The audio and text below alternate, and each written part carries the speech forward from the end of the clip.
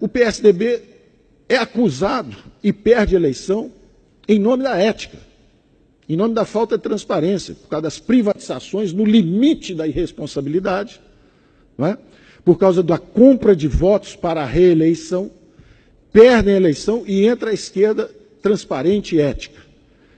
E aí nós estamos assistindo todo dia na televisão. É um espetáculo de ética e de transparência absolutamente exemplar. Um exemplo para as novas gerações, para as futuras gerações, está sendo acompanhado no mundo inteiro como o símbolo da nossa transparência e ética, principalmente da esquerda do PT. Ou seja, a desmoralização atingiu todo o espectro. Será que há algo sistêmico? Se uma infecção chamada corrupção atinge todo o espectro político, será que é algo genético? Hipótese 1. Seríamos os brasileiros geneticamente corruptos? Hipótese 2. Será que é sistêmico? Que o sistema político foi também transformado numa feroz disputa por recursos? O governo comanda hoje 40% do PIB. Será que isso não deforma, isso não corrompe a estrutura política? Vale tudo, qualquer acordo, desde que se coloque a mão em 40% do PIB? E que tipo de exemplos isso transmite para a sociedade? Opção 1, se você é jovem, estude bastante, 3, 4 anos no curso superior, depois faça uma pós-graduação, depois trabalhe mais 5, 10 anos. Quem sabe um dia você será alguém nesse mercado globalizado com 50 milhões de desempregados. Opção 2, passe um verde e amarelo na cara, jogue meia dúzia de pedras em nome do impeachment, seja eleito prefeito de Nova Iguaçu, o Lindbergh, lá no Rio de Janeiro. Não termine sequer seu curso de Direito e será um jovem simpático, rico brevemente, porque a profissão é rentável, e um exemplo para a juventude do mundo inteiro. Esses exemplos estão se transformando, estão sendo dados em todos os setores. Esse é o da política. No campo, opção 1, trabalhe bastante, se é um jovem simples e humilde, faça um curso técnico, vá estudar alguma coisa de agronegócio, e quem sabe um dia você será alguém. Opção 2, receba uma camiseta do MST, um caminhão-pipa, participe de uma passeata, jogue 3 pedras no laboratório da Aracruz e será alguém. Você vai ter dinheiro garantido, esses 40% do PIB estão sendo aplicados no Brasil inteiro, já há universidade rural, ensinando luta de classe, etc. Esses exemplos estão se reproduzindo.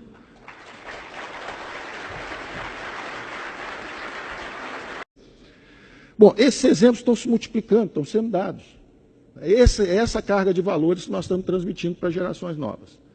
E, finalmente, a terceira dimensão dessa tragédia brasileira. A primeira era justamente as disfunções financeiras, não é? A última delas são os juros astronômicos, o câmbio baixo, são disfunções financeiras. A segunda é essa disfunção política. E a terceira, finalmente, é a estagnação econômica. É o Brasil parado. O Brasil parado, esperando reformas, e que vir aqui pedir votos dizendo que vai modernizar o sistema de previdência. E quem é o social-democrata que tem coragem de dizer que quer mudar as relações de trabalho? A legislação trabalhista obsoleta, anárquica, injusta e impeditiva da criação de empregos. Porque a população economicamente ativa brasileira, 80 milhões de brasileiros, 50 milhões não têm carteira de trabalho assinada. Estão fora do mercado, estão excluídos. Perderam os empregos para os chineses. Não é? E o câmbio é o sinal que está chegando. O que a China, o que a Índia estão mandando de sinal para nós através desse sistema de mercados internacional e globalizado, é a seguinte informação: vocês têm um pouco de minério, sente em cima disso, e geladeira, sapato, isso deixa que a gente faça para vocês. Então nós podemos assistir uma desindustrialização do Brasil em nome de mercado. Nós não temos economia de mercado, nós não temos neoliberalismo, nós temos socialistas com cartão de crédito. É isso que nós temos tido no Brasil por 20 anos.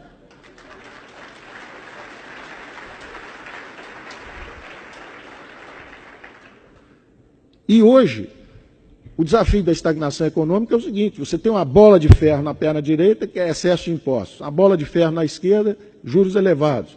As mãos amarradas são os encargos sociais e trabalhistas. E alguém diz assim: agora corre que o chinês vai te pegar. O que nós precisamos justamente é escapar desses limites cognitivos da social-democracia brasileira. Nós precisamos da liberal-democracia. que foi o que produziu a reconstrução da Alemanha e do Japão no pós-guerra. Na Alemanha, o caso clássico do Ludwig Erhard, sendo atacado e combatido a cada medida, quando liberou os preços, quando fez a reforma trabalhista, quando mexeu na lei salarial. Cada medida era fustigada, moção de desconfiança. Por quem? Pela social-democracia, o SPD. E depois que o milagre é feito, ele é exibido em vitrines socialistas. É sempre assim. Quer dizer, tem o Ludwig Erhard, 10 anos, conserta a Alemanha e projeta para cima. Aí entra o Willy Brandt e a social-democracia e exibem os produtos da reforma liberal em vitrines sociais-democratas, porque a reforma é tão poderosa que você pode exibir por 15, 20 anos antes de dar problema de novo. É o exemplo atual do Chile, onde as reformas liberais foram implementadas e agora oscilam, né, revezam-se no poder partidos sociais-democratas, socialistas, etc. Não há problema, porque a máquina funciona, serve para todo mundo consegue operar. A reconstrução não pode ser coincidência se há uma reconstrução de duas economias que são hoje a segunda e a terceira maiores economias do mundo, Japão e Alemanha. Não pode ser coincidência se você faz, desde pequenos países, como, na verdade, cidades-estados, como Hong Kong, Singapura, e, ao mesmo tempo, funciona num país de dimensão continental, como hoje estão tentando se modernizar, China, Rússia, Índia, etc.